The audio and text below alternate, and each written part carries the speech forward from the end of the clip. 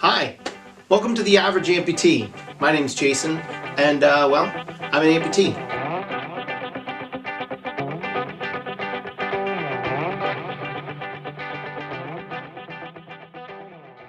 Well, thanks for joining me.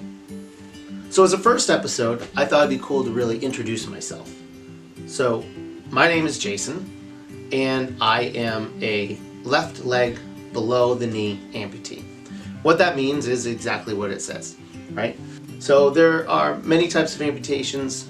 Some people have lost their ankle or foot and below. Some have lost below the knee. Some are above the knee, at the hip, or various different lengths. Some people lose hands, arms, forearms. But this is what I am. So I have full function of my knee. I have had several different prosthetics throughout my history of being an amputee, and I've gone to different clinics until I've gotten to the one that I'm at now. I was born with a deformity, my left leg, called congenital pseudoarthrosis. Now, if you're a parent watching this trying to learn a little bit more about what it is, or if you're a stranger who is not an amputee and not connected to the amputee community at all, but you want to learn, this is very important. A little bit before age 6, when I was growing up learning how to walk, my mom noticed there was a curvature to my foot, how I was walking. It wasn't normal, it didn't seem right to her. So she went to the doctor, and the doctor said she was crazy and I was fine. So she went to a second opinion. Same doctor, different doctor, said the same thing. He's fine, don't worry about it. So she kept going, and she kept going. Use that intuition that you have, that you think there's something wrong. Not everyone's gonna have the same condition I had. Congenital pseudoarthrosis is fairly rare, I guess. So every condition is different. Anyways, she kept going and going and going. Finally, she got to Children's Hospital, and they said there's definitely something wrong there. They did a surgery to try and correct it. Did another surgery to try and correct it. They put in steel plates and rods, and everything kind of broke and snapped and whatever. From the age of 6, which was my first surgery, through, I'm going to say probably 3rd or 4th grade, I had several surgeries, 4, maybe 5, and then we switched and went to Parkland Medical Center in Derry. We followed through there with several more surgeries. Until 1996, I was 16 years old, they had us go to Shriners Hospital. So we had 11 surgeries at that time. Shriners Hospital did some interviews, we talked to some doctors, and it was a really great experience.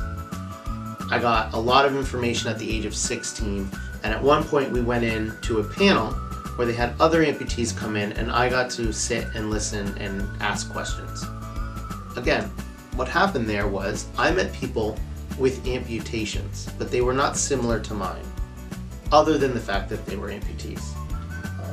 Some of them had clubbed feet, some of them had above the knee, so it was very different range of handicap that I was going to be going through.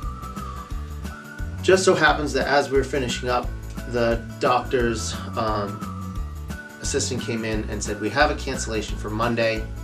He turned to me and said, "Would you like it?" This was a Friday. I said, yes.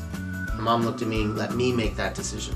So, number 1, I made the decision to be an amputee. Some folks out there don't have that decision. Accident, medical, diabetes, whatever it may be. So, again, we're all different. The mental capacity to lose a limb is vastly different from one person to the next. I was mentally prepared to lose my leg, and I think that helped a lot. Now, a lot of people think I'm going to be an amputee. I'm not going to be able to swim. I'm not going to be able to snowboard. I'm not going to be able to walk my dog. I'm not going to be able to play like I used to play. All of those things are all up to you. If you want to do something, you will do it, because you can do it. The prosthetics that we have, especially today, are far superior from the ones even when I was starting to be an amputee. 10, 15 years ago, the technology is so much further. And I'm not talking about robot legs. I'm not talking about nerve endings and toes that wiggle and all that stuff. Just a simple leg to run in, or a simple leg to walk in, or a simple leg to live your life. They're all out there. It really is. You can do anything. So, I became an amputee in 1996. I was in the hospital bed. I woke up. They had a form-fitted leg to me already. So when I woke up, I saw a leg. It was not my leg, but it was a prosthetic leg. And no issues at all, a little bit of pain. I was up and walking fairly quickly within 4 days, I believe. And things really went well. Pretty quick recovery. I was on crutches for a while. My first leg was retrofitted when I came out of the surgery. I was able to walk within 4 days, a couple steps here and there down the hall with crutches. I think it might have been a month before I was walking on my own without crutches, slowly, and then several months later before I kind of transitioned into more functioning a leg. That's pretty much my story up to the first part of the amputation. There's a lot more to get into. There's a lot more to talk about. There's a lot more prosthetics, parts, my experiences, how I found a practitioner. There's a lot more to being an amputee than here's my story. Go with it. So we're going to discuss that. My channel really is about being an amputee and what to kind of expect going through the process, maybe pre-amputee, or if you're a new amputee, or maybe you've been an amputee forever and you kind of want to check it out. See what I'm saying is making sense, maybe help answer questions for other people. There are a lot of people out there that are newly amputated or coming up to it for whatever various reason, and I think a channel like this could help out quite a bit. Remember, if you do appreciate the videos and you kind of want to see more and see where we're going, feel free to hit the subscribe button, hit the like button, leave a comment, hit the little bell that will alert you when a new video is up, and really keep the conversation going. You can also follow me on Facebook, on The Average Amputee, and if you have little ones at home, maybe you have little amputees or not. A lot of people don't have little amputees, but I host a educational channel for kids called The Adventures of Captain Jay and Tiki, where myself and my blue and gold macaw go on learning adventures. So check it out if you want. There's links all over the page, and hopefully we'll see you again. So, like I said, ask your questions, put them in the comments, and maybe there'll be discussion points we can make episodes about. If you enjoy the show, feel free to share it with others.